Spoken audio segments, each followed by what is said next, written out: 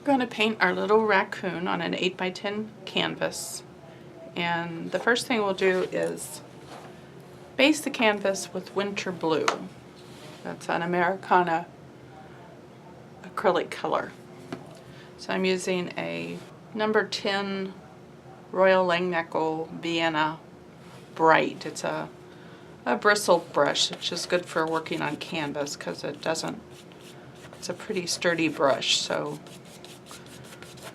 you don't tear your brush up. And I'm just working in a crisscross motion just to get this color over the background. And you can paint the sides of your canvas also if you're not going to frame it. But for right now, we just want to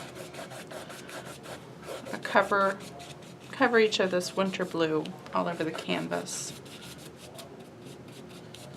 Okay, so we got just a nice overall coverage of this blue. So we're going to stop, let that dry, and I'm going to trace the outline of the tree in here so that we can start working on this side with the snowy background. Okay, our little canvas is dry, and I've show you here, I've traced down the tree shape. We're not going to bother with the raccoon at this point. I just want to get some dry brushing and this tree based in so we can kind of get our background going. So we're going to use white, and I'm going to use this big bristle brush. It's again a Royal Langnickel. It's 3/8 inch, called Moderna. And again, it's a bristle brush, so we can work on this canvas without causing a lot of damage to our brush. I'm also going to use the previous brush that we used, the flat, to start basing in this tree. We'll use this, it's called a dome round, I guess. And we'll use that to do some of our dry brushing in here with white. So I'm going to set our picture aside and first go back to our flat brush.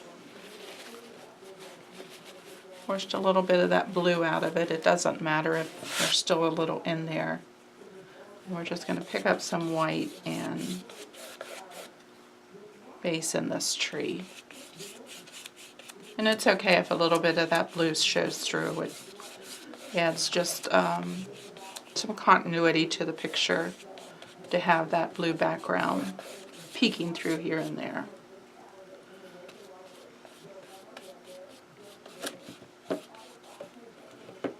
I've got it sitting on a second little canvas just to raise it up a little bit so I'm not flat on my table surface. It's a little easier to brush around the edges with it raised up a little bit. Once you get it covered, just smooth your strokes from the top to the bottom. And then we're going to pull in these branches. I'm using the same brush, it's just you'll have to kind of angle the brush to fit the size of that branch. You could switch to a smaller brush if you want to, but I don't like to dirty up a bunch of brushes. You can work on the chisel edge out here to do these little fine branch where it splits.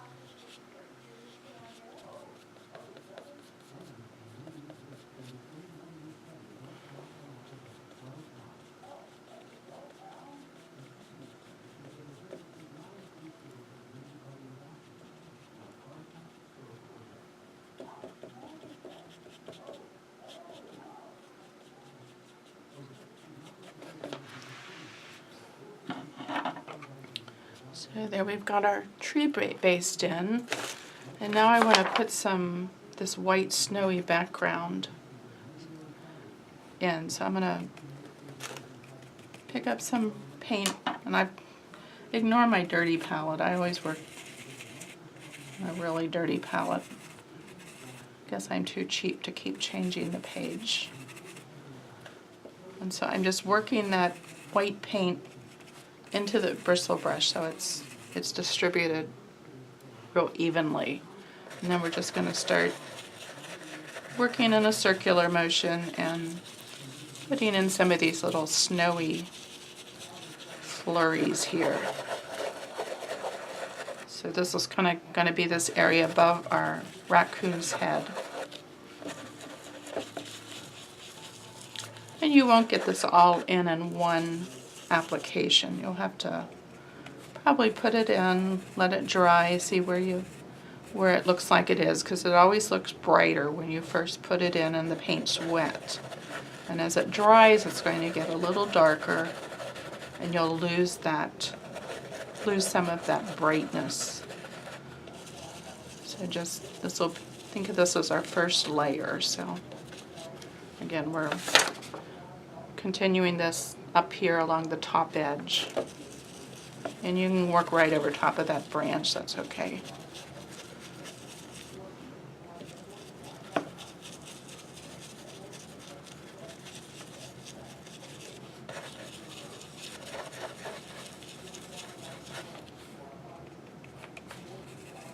Keep adding more paint as you start running out. And as we come down the side here, we're going to have this light area to the right of the raccoon. Work that right out to the edge.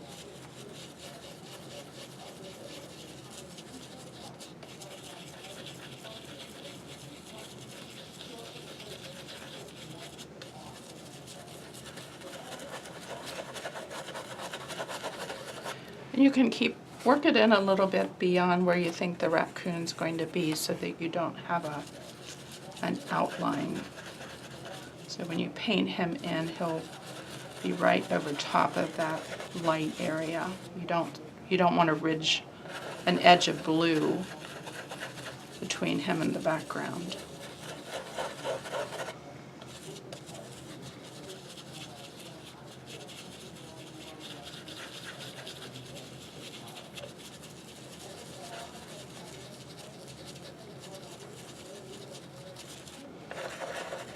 We'll go now back. Tree's pretty dry, so I can touch it.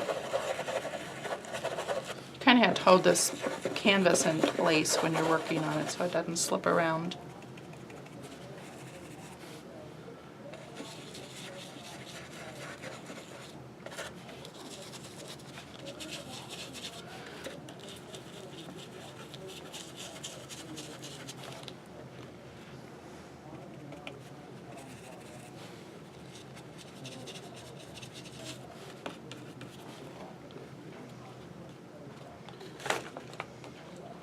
So that looks pretty good. So let's let that dry and go back over it one more time, and then you can stop and trace in the outline of your raccoon. And when you trace it in around this outer edge, step in a little bit from that furry edge so you don't see your tracing line. We want to be able to come back over that and make it a furry edge. So just remember, when you're going on this outer edge, just step it back in maybe an 1/8 of an inch so that we can brush out over that and cover that outline up. Okay, we're back and we're going to work on our tree. I've got a clean palette with white, winter blue, and neutral gray. And the first thing I'm going to do is do an even coverage of white over the tree trunk. We want this to be fairly heavy because we want to do a wet on wet blend. The brush I'm using is a 1/2 inch angle in a Taklon. I think this one's a Traditions angle brush. We just want an even coat of white over the whole trunk.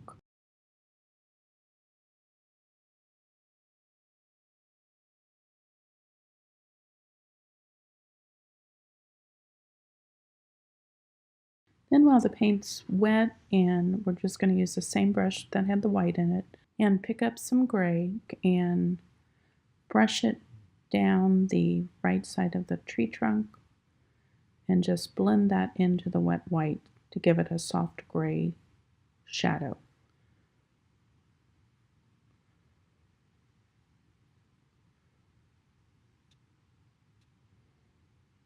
I'm doing a little bit of a stronger shadow right under where I think the tree branches are coming out of the trunk. So you just want to darken those a little more.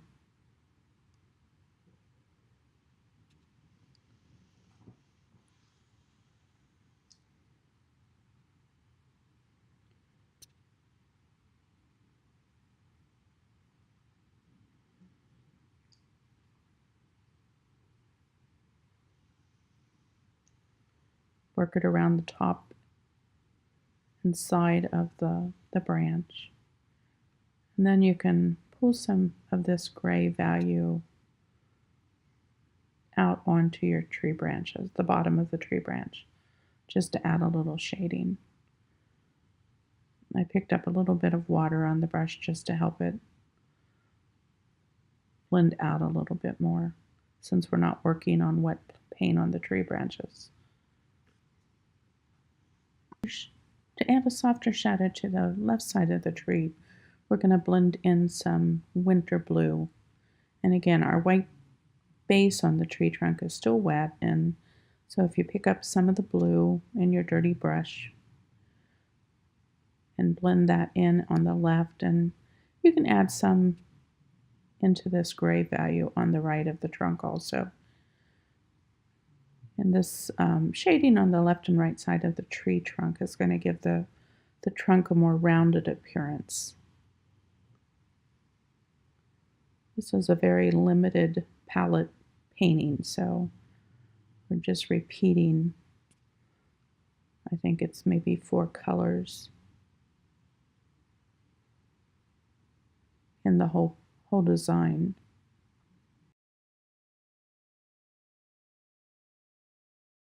At this point, I'm going to clean my brush out and put some more of the white out on the palette. And we're going to pick up some of the white again and work it into the middle of the trunk. And this will let us blend the shading on either side even more softly.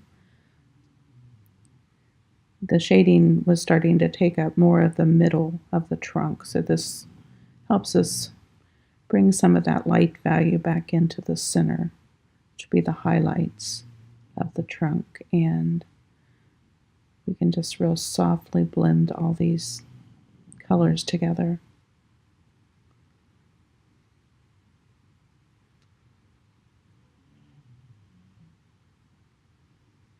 Add some highlights back to the ends of these tree branches where they connect to the trunk.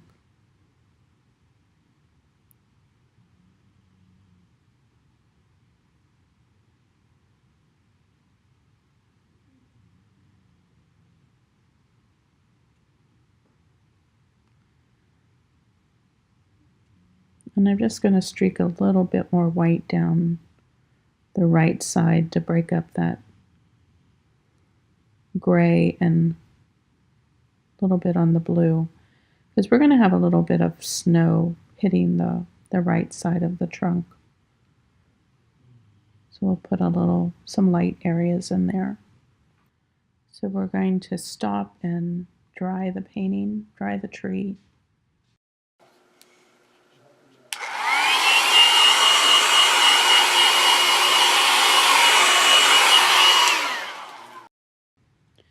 I've added some black to the palette, and now with a 1/2-inch angular brush, I'm going to add some of the dark stripes to the tree. I've mixed a little bit of the gray and black, and it's kind of washy, so I've got some water in the brush. I just want this to be soft and transparent. And I've put the paint on one side, and now I'm just going to drag it out across the tree, and from both sides you can add some wider stripes and some more narrow. And as I pull towards the end of the tree, I'm letting that come into a point, just sort of turning my brush and dragging it. As I'm kind of looking here, I'm looking at my original picture and trying to decide where I'm putting these stripes at. So if I'm hesitating here a little bit, it's because I'm just referring to my reference. So work some from each side of the tree. You can darken the shading under the branches.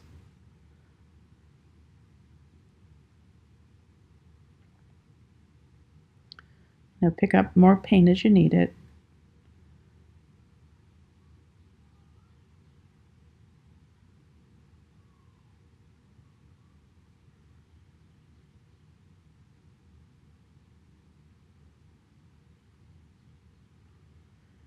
And you can add some little, just thinner stripes in here and there just to come across the middle of the tree. You want these to be very irregular. You don't just want even stripes back and forth across the tree. These are supposed to be like the shadows from the peeling bark on a birch tree.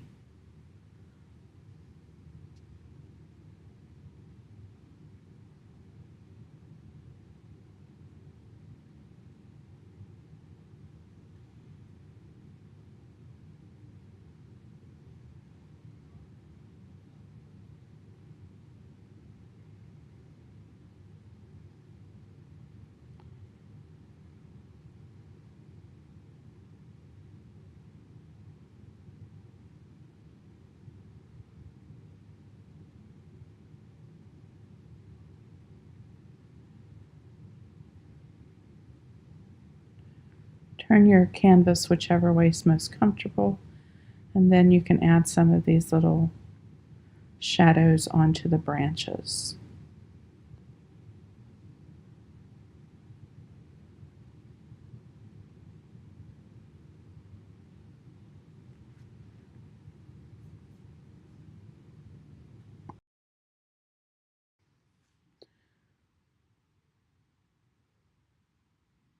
You can also use this darker gray black mix to add some more shadows along the bottom of these horizontal branches. Now that the stripes are pretty dry, I'm going to pick up some more of this black gray mixture and just go over some of my stripes to deepen the colors. As we've talked about earlier, whenever you're painting and your colors are wet, they can look more intense, but as they dry, they'll soften out and lighten up in color. So it's good to let things dry and then go back and go over where you want to add some more definition. So this time I'm also using the chisel edge of the brush with this dark color on and just making some real fine little hair strokes, kind of like little cracks, or just refining the edges of these sections where the bark's peeling. Of course, if you were looking at a real tree, it would be much more detailed than this. This is just a very simplified version, just to give the kind of illusion of peeling bark. We're not trying to be photorealistic.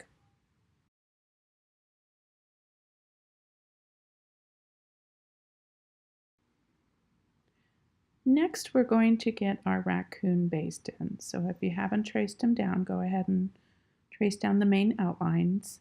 And I'm using a large round synthetic brush. I think this one's a Dynasty. And it doesn't matter which brand, just you want a large brush. And I'm using the neutral gray, and I'm going to start filling in some of these sections of the raccoon, the sections that are going to be darker. So you can use your reference photo to see where to put these colors, but I'm working down between the nose and, or I should say down the center of the nose between the eyes, and filling in the center of the ears and up over the top edge. And you want to come out slightly over your tracing line on the outer edges. And you can see I'm just kind of sort of scribbling in the color, and I'm trying to follow in the direction of the hair growth. So we're going to have a little bit of texture to this base coat. These strokes should follow the direction the hair grows on the raccoon.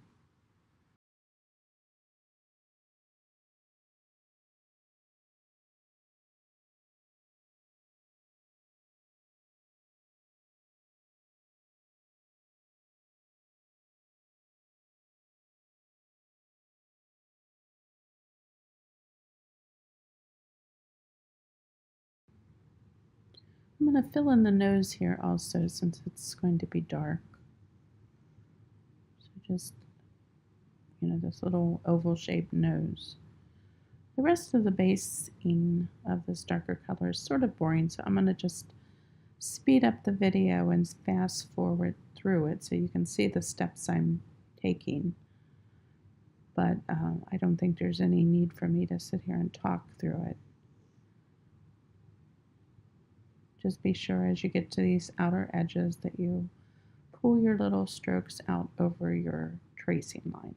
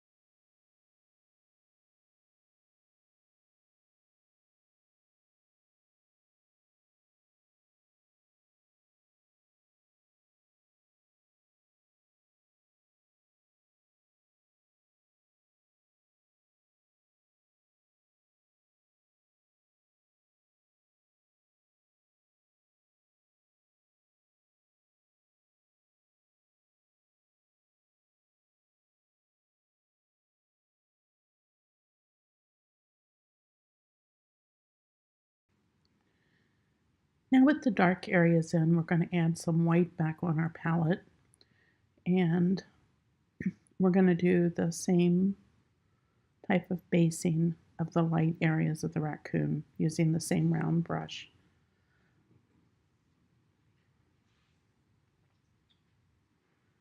So we'll start out with the tips of the ears. There's like a little rim around the edge of the ears that's going to be light.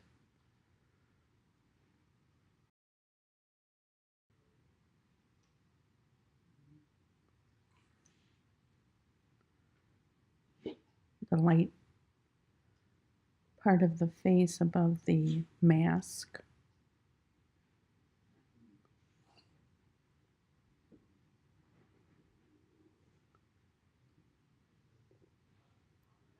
And again, this is repetitious, so I'm going to just speed up the video so you can see what I'm doing, but I don't need to explain every step.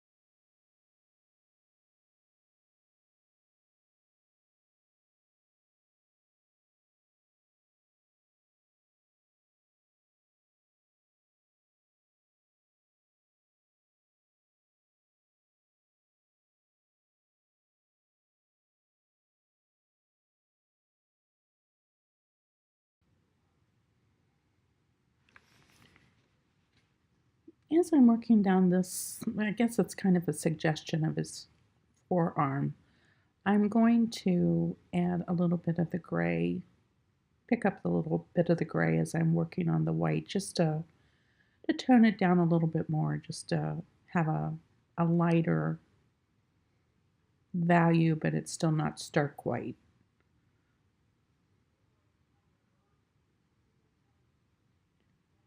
I want to darken it here where this branch comes across so that we don't merge into that branch. Keep a little bit of a separation.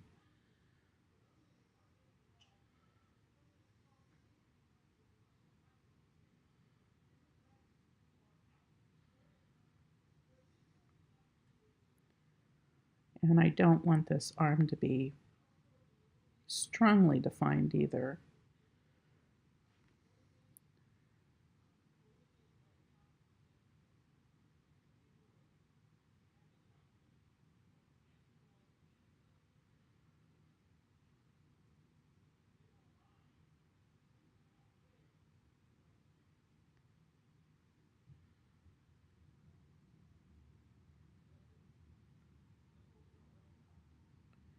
So I'm just playing with my value here a little bit to make it lighter than the gray areas we had, but a little darker than the branch. And then I'm going, now that the mask, or this, it's not the mask, but the area above the mask on the face is dried some, I'm going to go back and add a little bit of this gray back in it to give it, tone it down a little bit more and continue to work in the direction of the fur to add that little bit of texture. But we're just building in some shading so that our fur strokes are going to stand out when we add them, the more detailed areas.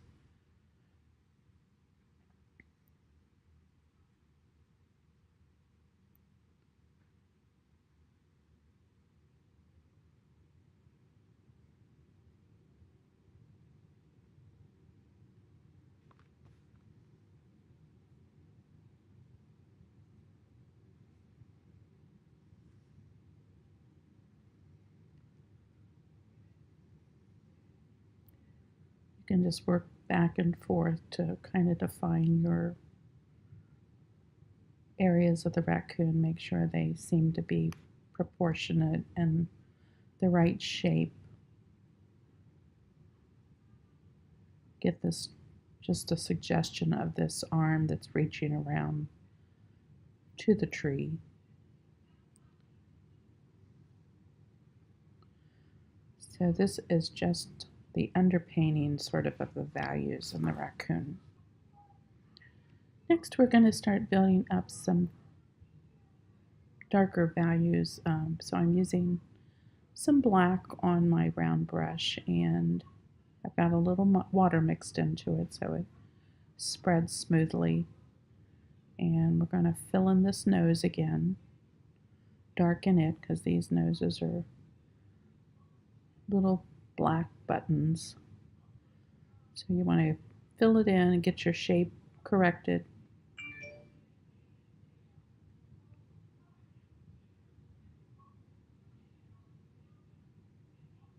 Start adding some darker values into these dark areas of the fur. Again, we're following the hair growth.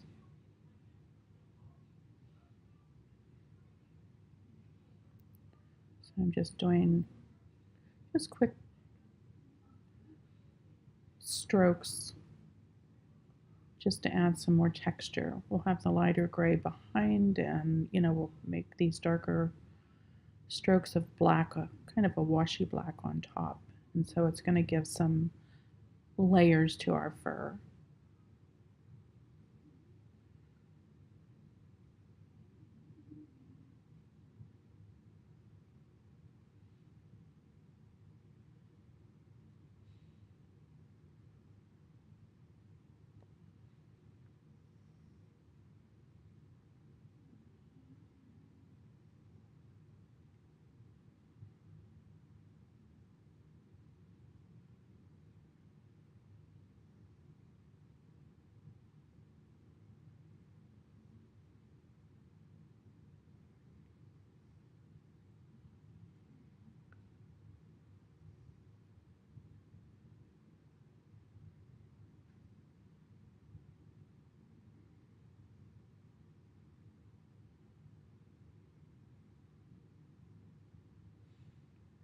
As you're filling in these different bands of color, you can make sure that the edges where the two bands of color meet are a little bit jaggedy. And again, that adds to the fur look of the raccoon.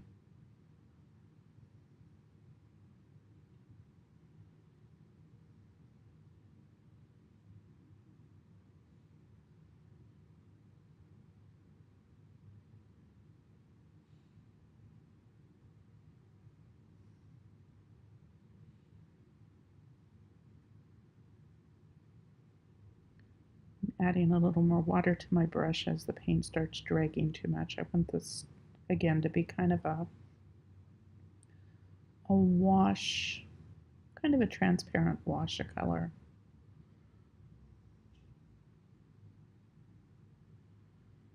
It's going on very fluid.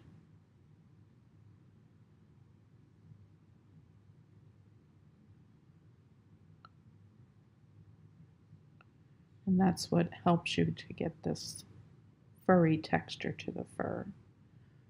If it was a real heavy paint, you would just have an opaque coverage, but with the water in the paint, it makes it more of a watercolor effect, and you're getting lights and darks as you're scrubbing this darker value over the lighter value. Refer to your reference photo often to kind of see where these subtle shadows are, especially here on the raccoon's chest or stomach.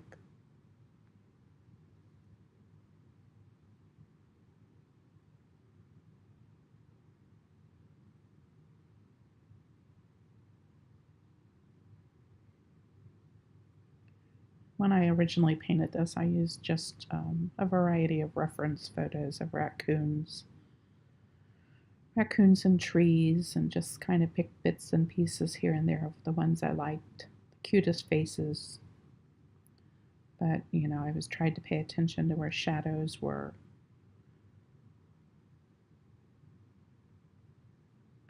Here we're going to darken under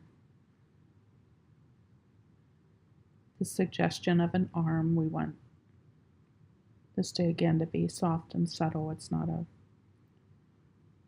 photorealistic painting. It's more impressionistic, I guess, especially in some of these areas where we don't want things really defined, just a soft suggestion.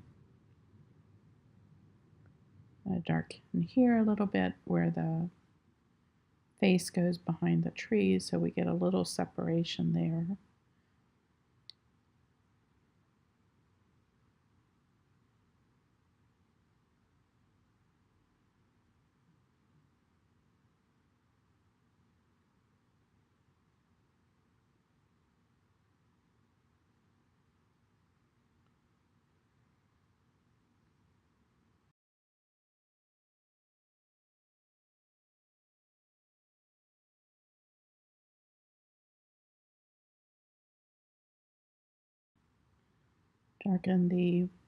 Add some darks into these light